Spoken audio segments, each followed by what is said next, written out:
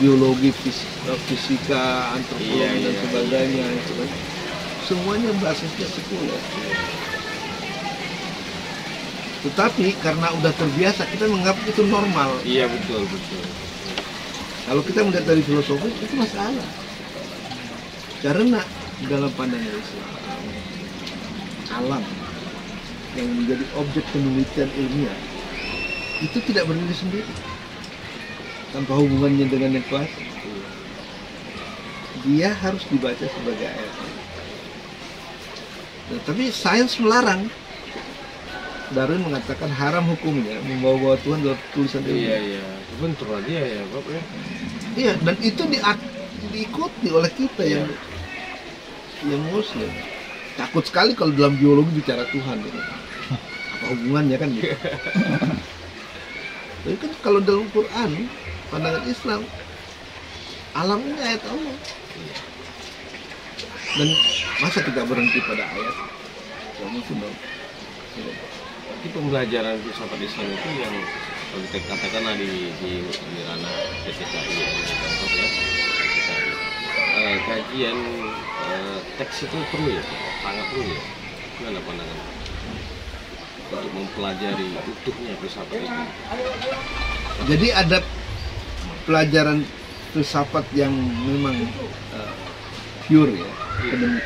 Pure akademik itu artinya membaca naskah dari masa lalu dan sebagainya. Entah ada atau tidak ada hubungannya dengan masalah yang dihadapi kita. Nah, itu untuk pendalaman, untuk mengerti bagaimana mereka membangun metode apa yang itu perlu. Tetapi belum tentu yang kita baca itu relevan dengan masa-masa kontemporer. Oh iya. Jadi ini adalah peranan dosen untuk memilih juga teks yang mungkin ada kaitannya dengan kontemporer atau bisa menjawab persoalan-persoalan kontemporer, walaupun itu sebenarnya karya lama. Misalnya kalau kita baca Rosalis Konusofa, itu banyak penemuan-penemuan yang bisa menyembuhkan atau memberikan solusi terhadap sains yang sudah sekuler. Jadi banyak karya-karya yang sophisticated, juga filosofi dan sebagainya yang mungkin bisa sebagai bahan dan harus diolah lagi untuk bisa menjawab pertanyaan. Tapi kan juga yang penting adalah mengidentifikasi masalahnya apa. Ngerti nggak kalau ini secara filosofis bermasalah? Kalau nggak mengerti itu bermasalah, apa yang mau dikaji ya? Dan solusi ya kan, solusi itu adalah terhadap masalah. Iya. Jadi kita harus mengidentifikasi dulu masalah filsafatnya apa di zaman modern ini. Dan zaman modern ini kan sudah global. Jadi apa yang terjadi di barat itu terjadi di sini. Iya. Jadi kita tidak membuka front kayak barat Islam. Iya. Itu peradaban barat modern itu sudah masuk kemana-mana.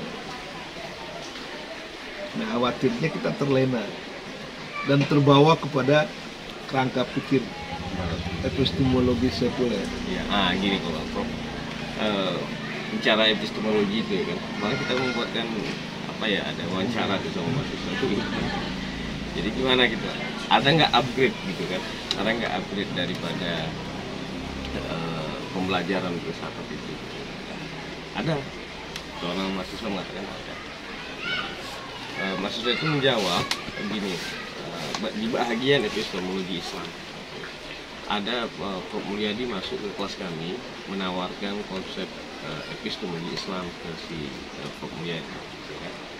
Jadi salah satu perbincangan kita ini mau kita tanyakan nih, gimana epistemologi Islam yang Prof suguhkan ke pembelajaran? Ya, kemarin tuh saya baru diminta untuk bicara tentang sains dan lingkungan hidup. Sains. Nah, lingkungan hidup itu kan sekarang menjadi masalah trendy lah.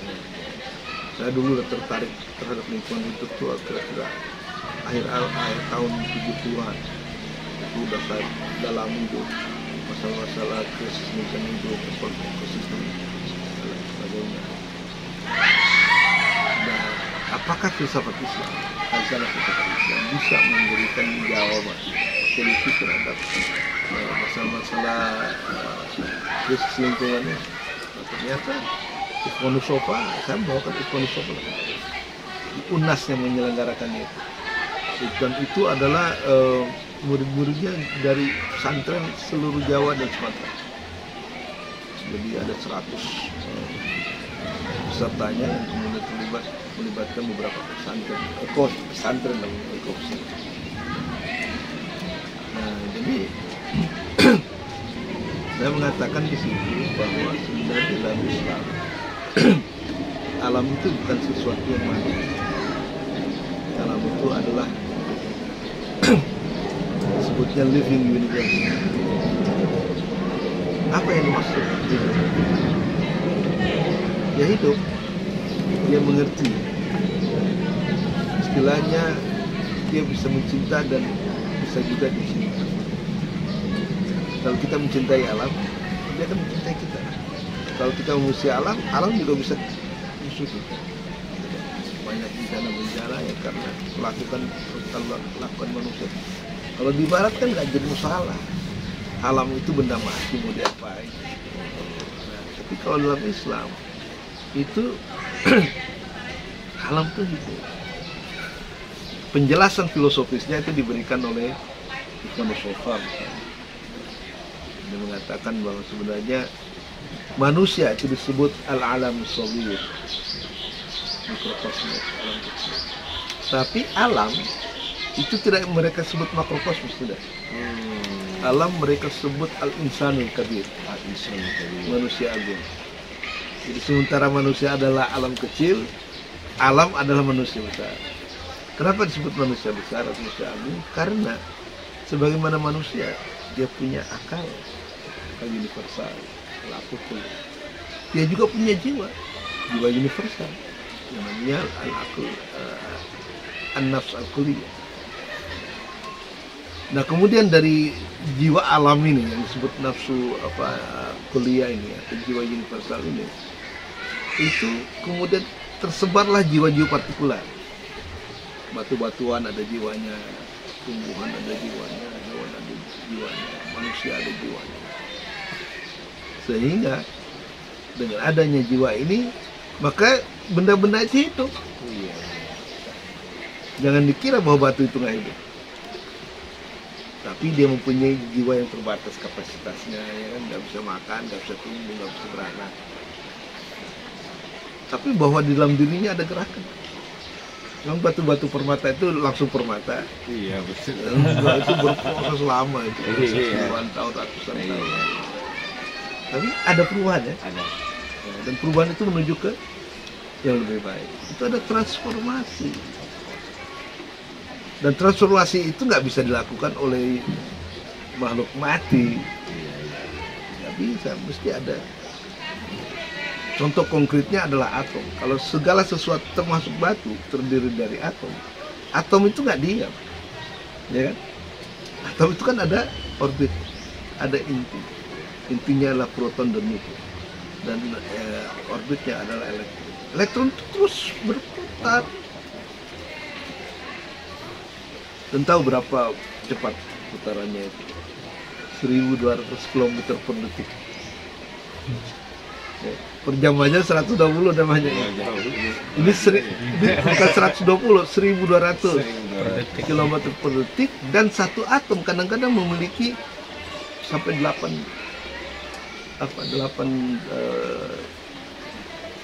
elektron. Jadi kayak planet gitu. Ada yang ke sini, ada yang ke sini, ada yang ke sini, ya kan? Dan itu spontan 8 orbit bergerak dalam kecepatan yang luar biasa, nggak ada tabrakan. Tapi kalau ada yang bergerak, itu menyiratkan ada dua hal.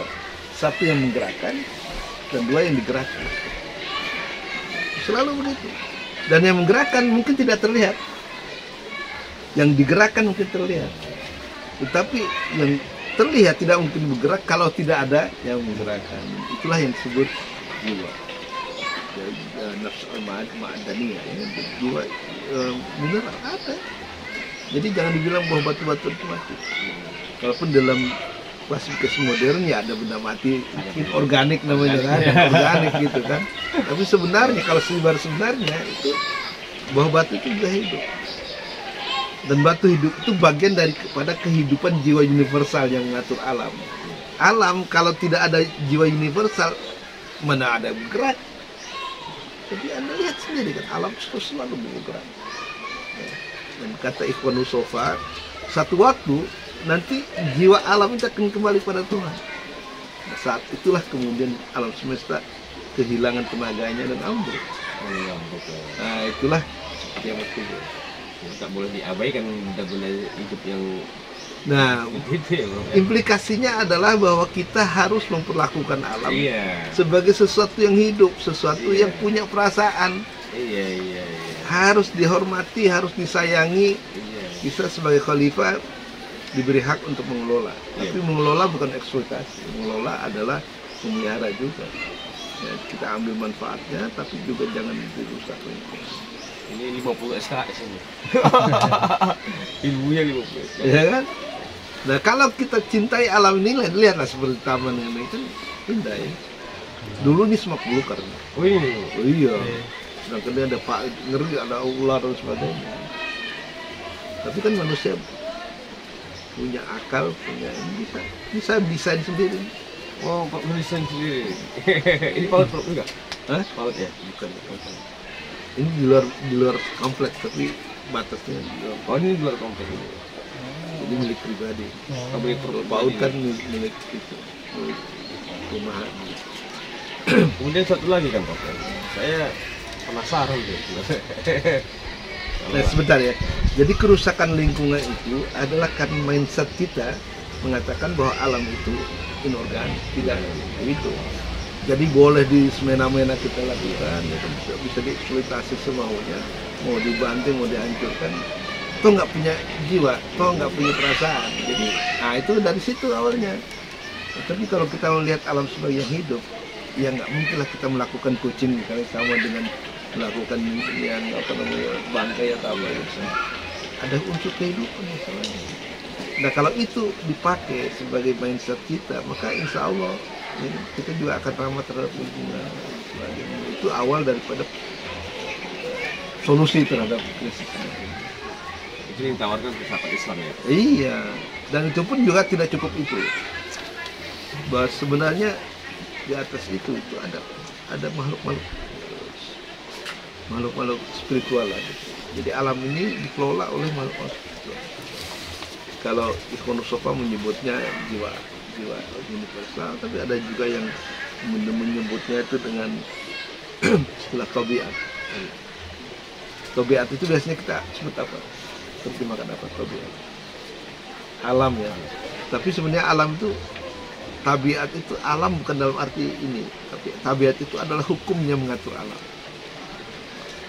Itu tabiat. Jadi ada hukum yang mengatur alam. Yang kemudian dalam bahasa filsafat, dalam bahasa ilmiahnya itu adalah tabiat, dalam bahasa filsafatnya itu nafsu jiwa universal, dalam bahasa agama itu malaikat.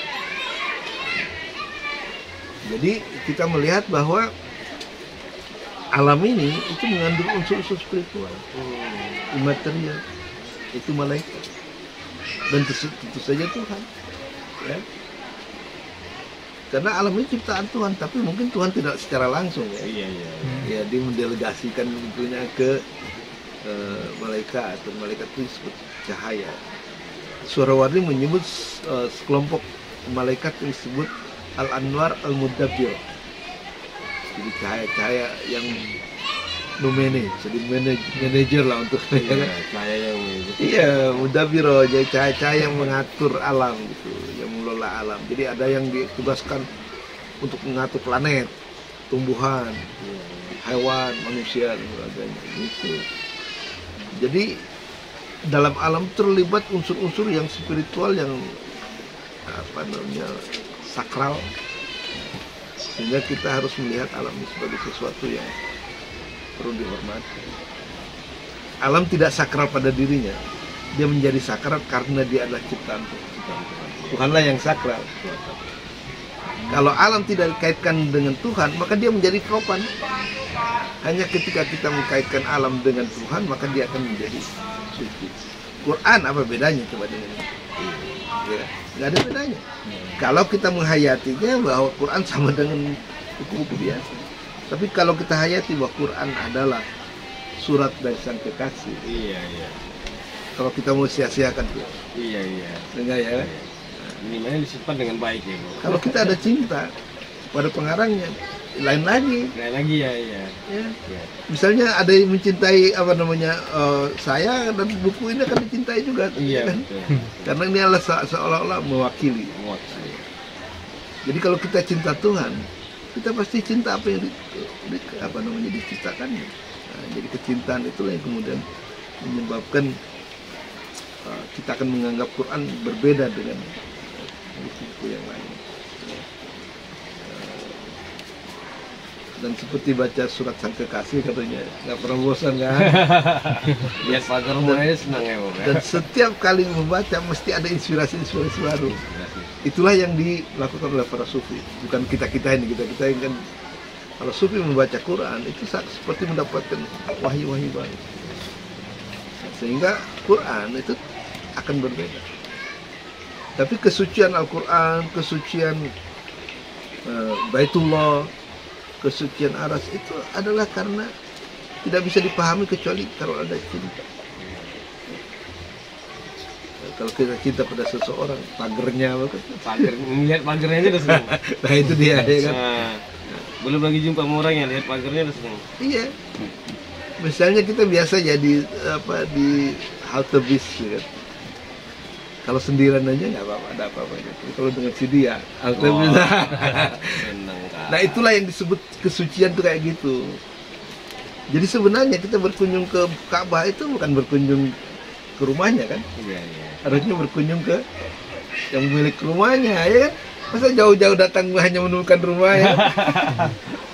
Tapi kata Sayyid Al-Baghdadi, berapa banyak orang yang datang ke Baitullah tidak menemukan apapun kecuali rumahnya saja. Nah itu seperti seorang sahabat yang datang dari jauh, dari jarak ratusan kilometer untuk kemudian mendapatkan dirinya hanya menemukan rumahnya saja. Maka kata saya, Judet, sebenarnya kamu belum bertawaf katanya. Tawaf itu kan ini sebenarnya mengisyaratkan mabuk kepayang. Kalau kita pacaran dulu, masa dulu ya, belum ada SMS dan sebagainya. Kalau kita mau ketemu, pasti deketin rumahnya. Mungkin sekali belum muncul ya. Iya, iya. Putar lagi berharap bahwa dia mungkin pada lingkaran berikutnya ya kan, kita akan muncul. Mungkin nggak muncul lagi, datang lagi besoknya ya kan. Iya, iya. Seperti itu sebenarnya mengisyaratkan pencinta yang ingin bertemu dengan Tuhan. Kita kan nggak sampai ke situ ya. Nah kalau kita benar-benar bercinta, kemudian menemukan ya bertemu dengan pemilik rumah itu, rumahnya akan sakral nggak? Iya kayak tadi halte bis ya. Iya. Berdua dengan dia halte bis menjadi sakral. Menjadi indah ya kan. Nah, tapi kan kita kan bukan orang-orang spiritual kayak gitu, jadi dia baca Quran ya sebagai biasa aja. Ke Mekah juga ya mungkin hanya terkagum-kagum oleh keindahan arsitek. Iya, arsitek keindahan. Bukan keindahan spiritualnya. Jadi kalau mau filsafat Islam itu berfungsi ya kita harus mempelajarinya dalam rangka menjawab tantangan yang ada yang kita hadapi. Nah itu masalahnya, identifikasi masalah itu, apakah ini masalah filosofis atau tidak, itu hanya bisa pahami oleh orang yang mengerti filsafat. Kalau kita nggak mengerti filsafat, bagaimana tahu kalau itu adalah masalah filsafat? Iya, iya, iya. Dan kalau kita nggak tahu masalah itu, masalah filsafatnya, bagaimana filsafat bisa Bekerja ya. ya memberikan solusi terhadap masalah yang kita nggak mengerti kan? Bisa bersama dengan bekerja. Nah saya selalu melihat ya kalau mahasiswa itu menulis skripsi dan sebagainya, nggak mengerti masalahnya. Dia pikir masalah itu sama dengan pertanyaan. Kalau pertanyaan sih bisa aja semua ditanya ya. Misalnya apa konsep takdir Al-Ghazali? Iya. Apa konsep takdir urusan Jalaluddin? Ya itu pertanyaan bisa tinggal ganti aja nama orang-orangnya ya kan? Selesai. Ya, selesai. Tapi kan masalahnya pertanyaannya adalah kenapa kita merasa perlu membahas Ibnu Sina atau Al-Ghazali atau Rumi dalam konteks ini? Apa masalah yang mau diselesaikan dengan menulis ini? Nah itu mengidentifikasi masalahnya. Kadang-kadang masih bingung. Ini harus tahu juga nih, poinnya jaga skripsi ya. Nah sekarang kalau misalnya skripsi itu harus memberikan solusi, pertanyaannya solusi apa yang akan diberikan kalau masalahnya nggak tahu? Nggak tahu. Bisa nggak memberikan solusi kepada masalah yang nggak diketahui? Akan harus mengenal pasti apa masalahnya. Mengenal pasti, mengidentifikasi, ya kan? Nah kalau orang Malaysia kan mengenal pasti, gitu. Mengenal pasti. Itu mengidentifikasi. Dan masalah itu yang diidentifikasi harus benar-benar ada, bukan hayal ciptaan halayak kita, bukan benar-benar ada di masyarakat. Dengan implikasi-implikasi negatif. Kalau nggak ketemukan masalah ya bagaimana kita mau memilih? Sebenarnya Meraba-raba jadinya. Jadi makanya tulisan-tulisan saya walaupun nggak terlalu banyak ya, tetapi dianggap memberikan solusi karena memang berangkat dari keprihatinan saya gitu. Melihat banyak sekali masalah filsafat yang kemudian diabaikan. Dan kemudian dosen-dosen filsafat Islam itu hanya historical saja. Jadi membahas kitab apa gitu sebagai pakai historis. Tidak dikaitkan dengan peranannya di dalam menjawab soalan. Kalau saya kan menulis pengantar epistemologi itu dalam rangka menjawab tentang sekularisme, sekularisasi ini. Ini hanya orang mahasiswa nggak menganggap filsafat itu hanya sebagai apa ya teori saja ya, Prof. Teori saja atau hanyalah. Memang ada dua macam ya yang bisa kita ambil dari filsafat. Satu doktrin, kedua metode. Metode ini harus pelajari betul karena metode filsafat itu akan membuat kita rasional, sistematik, logik dan sebagainya. Dan itu syarat bagi penulisan ilmiah, harus logik, kalau sistematik ya kan. Itu kita bisa dapatkan dari filsafat. Selain itu filsafat juga bisa memberikan tawaran ide ya. Iya, tawaran ide. Tawaran ide yang mungkin bisa mengubah mindset kita yang sebelumnya ke arah yang lebih maju. Dan kemudian dengan itu kita bisa merespon tantangannya. Nah, kemudian kan Prof, satu lagi kan yang kaitannya dengan ini tadi. Berarti kan kita perlu apa ya? Perlu belajar filsafat, mengenal filsafat itu lebih dekat lagi gitu. Nah, kemudian dalam salah satu upaya itu gitu, perlu nggak kita membuat kayak apa ya? Kayak yang Prof itu pesantren filsafat. Oh iya. Jadi saat nanti ikut ya, ini bulan September akan. itu ya. September. Nah, jadi kita mau menggali itu nih, juga kan. Mungkin apa yang kita bincangkan tadi ini akan terjawab nanti itu semuanya di program itu ya, Prof ya. Ya. Filsafat itu. Program itu mempunyai 3 level. 3 level. Basic, intermediate, dan advance. Oh iya. Jadi yang basic kita sudah selesaikan. Basic sudah selesai. Dengan 9 kursus yang pada dasarnya membahas buku-buku saya.